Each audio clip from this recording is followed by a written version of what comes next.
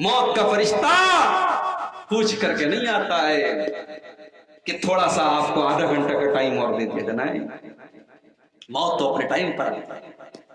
ہو سکتا ہے آپ موبائل پر کوئی گندی چیز دیکھ رہے ہو موت آ جائے, ہو سکتا ہے شراب کے نشے میں موت آ جائے, ہو سکتا ہے اللہ کی بارگاہ میں سجدہ کرتے ہوئے موت آ جائے.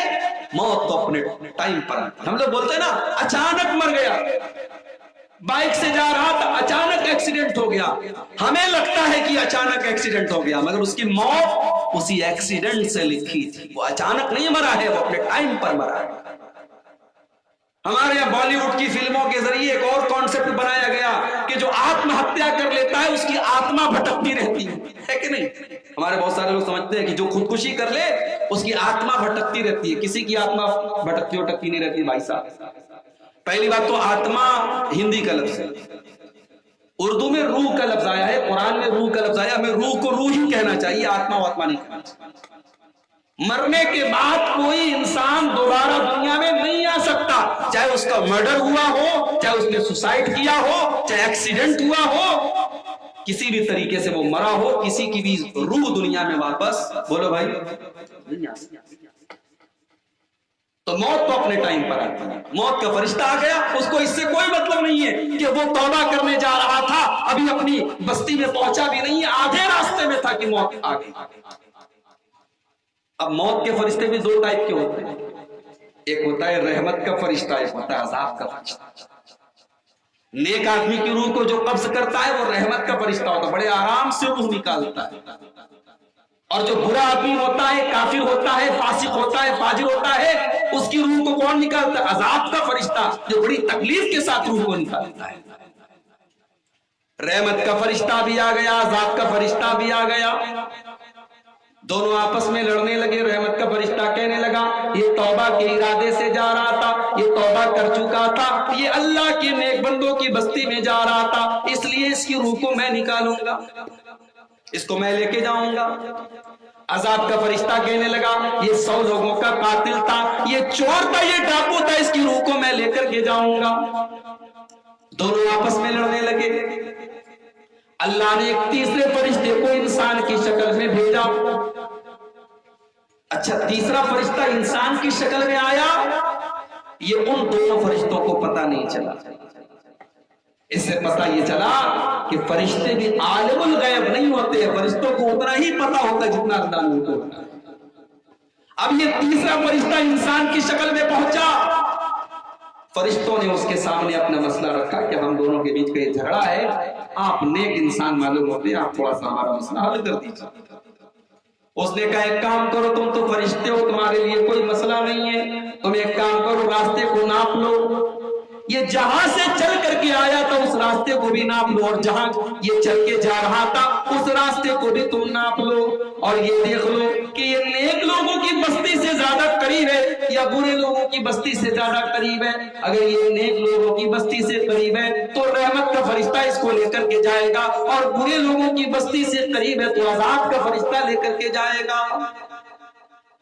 حدیث کے الفاظ ہیں, جب راستے کو ناپا گیا, اس کو کیا بولتے ہیں آپ, یہ جو لمبائی ہوتی ہے کیا بولتے ہیں, بتا بولتے ہیں نا, ایک بتا, ہمارے ابھی بتا ہی بولتے ہیں, میں بولنے والا تھا. اس کو اردو میں بالش بولتے ہیں, بالش, ایک پنجے کی جو فاصلہ, اس کو عربی میں کہتے ہیں شب. اللہ کے نبی فرماتے ہیں کہ جب راستے کو ناپا گیا تو اس انسان کی جو لاش تھی وہ نیک لوگوں کی بستی سے ایک بتا زیادہ قریب تھی. اللہ نے بچا لیا. کیوں بچا لیا میرے بھائی؟ ایک بتا وہ قریب تھا نیک لوگوں کی بستی کے, اور یہ ڈیسیژن ہو گیا کہ رحمت کا فرشتہ اس کو لے کر کے جائے گا, کیونکہ اس کی نیت تھی سچی توبہ کرنے کی, اور اللہ تبارک و تعالی نیت پر ثواب دیتا ہے. اگر آپ کی نیت سچی ہوگی تو آپ کا ثواب پہ اللہ کے نبی جہاد کے سفر پہ جا رہے ہیں, لڑائی کے میدان میں جا رہے ہیں. بہت سارے ایسے صحابہ ہیں جو غریب ہیں, مجبور ہیں, بے کس ہیں, بے سہارا ہیں. وہ کسی وجہ سے اس لڑائی میں نہیں جا پائے. کسی کی ٹانگ صحیح نہیں ہے, کوئی بوڑھا ہو چکا ہے, کوئی کمزور ہے, کوئی بیمار ہے.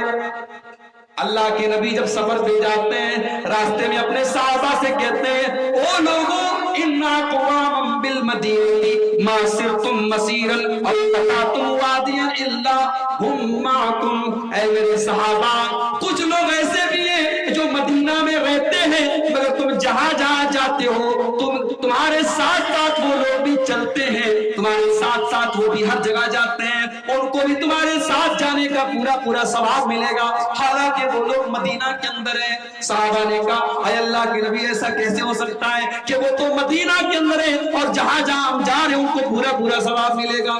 اللہ کے نبی نے فرمایا حبسهم العذر, وجہ یہ ہے کہ وہ بیچارے مجبور تھے, ان کی نیت تو تھی, ان کا ارادہ تو تھا لیکن وہ مجبور تھے اس لیے اللہ تعالیٰ ان کو پورا پورا ثواب دے گا.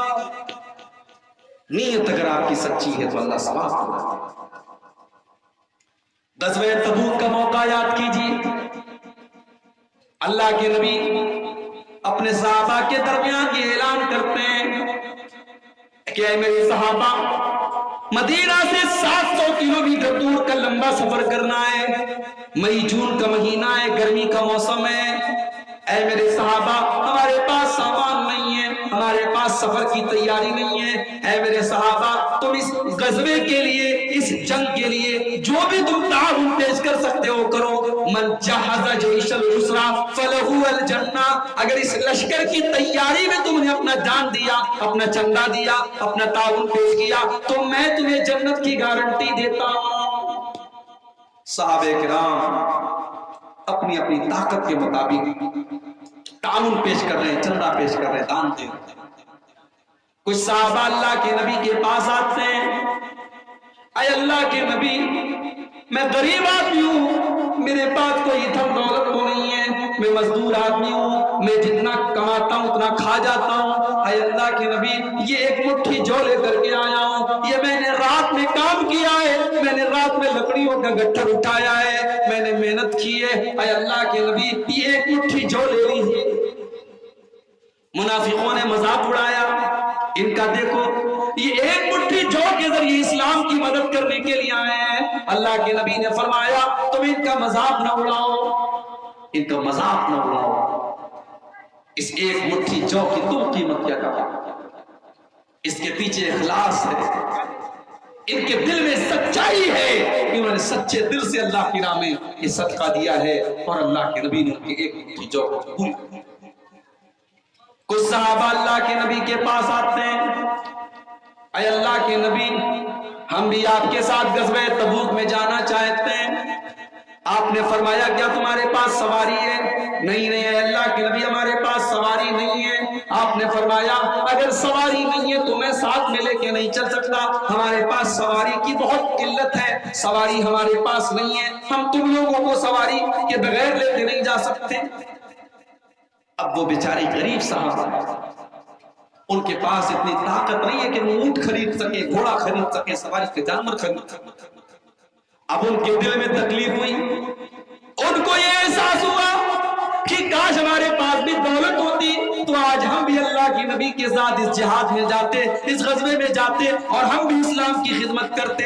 قرآن کریم میں اللہ نے بیان فرمایا وَلَا عَلَى الَّذِينَ إِذَا مَا أَتَوْكَ لِتَحْمِلَهُمْ قُلْتَ لَا أَجِدُ مَا أَحْمِلُكُمْ عَلَيْهِ.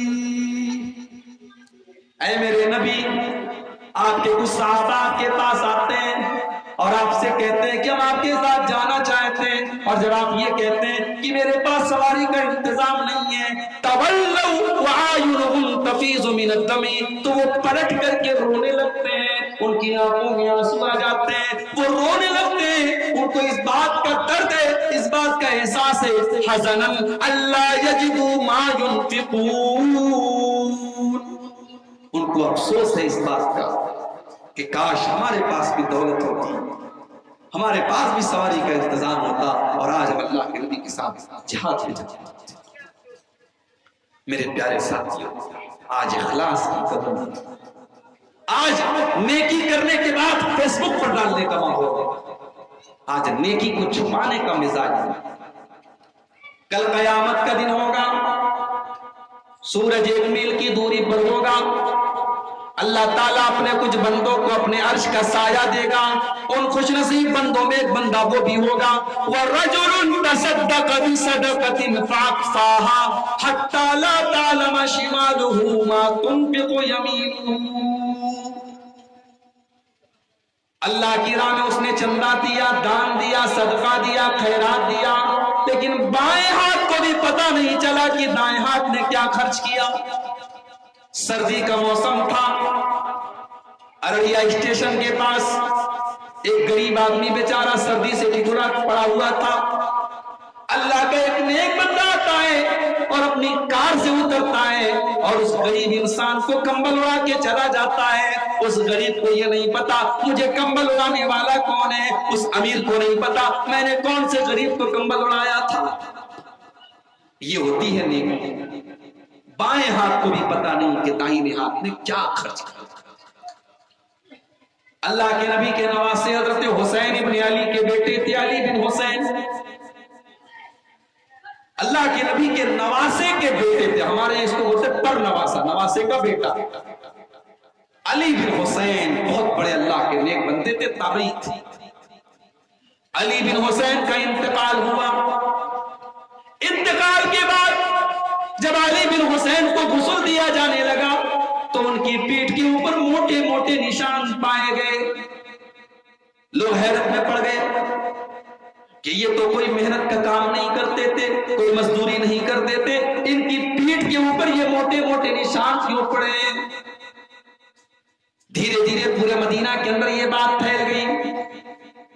مدینہ کے کچھ غریب لوگوں کو یہ پتا چلا، وہ دوڑے دوڑے آئے اور انہوں نے کہا کہ ہم کو پتا ہے کہ ان کی پیٹھ پر یہ نشان کیوں پڑے ہیں. کہا کیا معاملہ ہے؟ کہا کہ ہم بڑے غریب لوگ ہیں، ہمارے گھر ہر مہینے رات کے سناٹے میں کوئی آتا تھا اور پورے مہینے کی راشن کی بوری لے کر کے ہمارے دروازے پر پہنچا دیتا تھا. صبح کو دروازہ کھولتے تھے تو مہینے بھر کا راشن موجود رہتا تھا. کوئی اللہ کا نیک بندہ اپنی پیٹھ کے اوپر اناج کی بوری لاد کر کے ہمارے گھروں کے دروازے پر پہنچا دیتا تھا. ہمیں پوری زندگی یہ پتا نہ چلا کہ وہ اناج کی بوری پہنچانے والا کون تھا. آج ان کے انتقال کے بعد ان کی پیٹھ پر پائے جانے والے ان نشانوں نے بتا دیا کہ ہمیں ہمارے گھر میں وہ اناج کی بورے پہنچانے والے یہی تھے. یہ نبی کے نواسے تھے، یہ علی بن حسین تھے.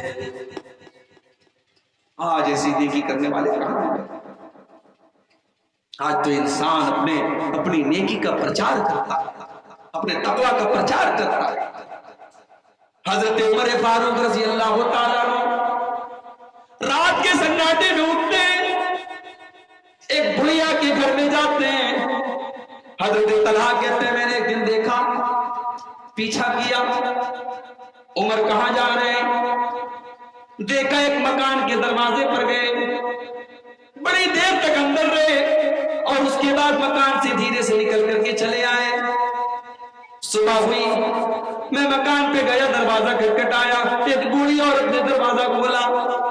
میں نے کہا اماں رات میں کون انسان آپ کے گھر میں آیا تھا؟ کہنے لگی بیٹا یہ تو نہیں پتا کہ کون آیا تھا، کون آتا ہے، لیکن اللہ کا کوئی بندہ روزانہ آتا ہے اور رات میں میرے گھر میں آ کے میرے کاموں کو کر دیتا ہے، صفائی کر دیتا ہے، میری گندگی کو دور کر دیتا ہے، مجھے سہارا دے دیتا ہے. مجھے نہیں پتا کہ وہ کون اللہ کا بندہ ہے. حضرت طلحہ کی آنکھوں میں آنسو آ گئے. کہنے لگے یا طلحہ آثارات عمر تتبعو، اے طلحہ تو عمر کی لفظوں کو تلاش کر رہا ہے، تو عمر کی غلطیوں کو تلاش کر رہا ہے. ارے عمر تو وہ ہے جو بڑی عورتوں کی مدد رات کے سناٹوں میں کرتا ہے.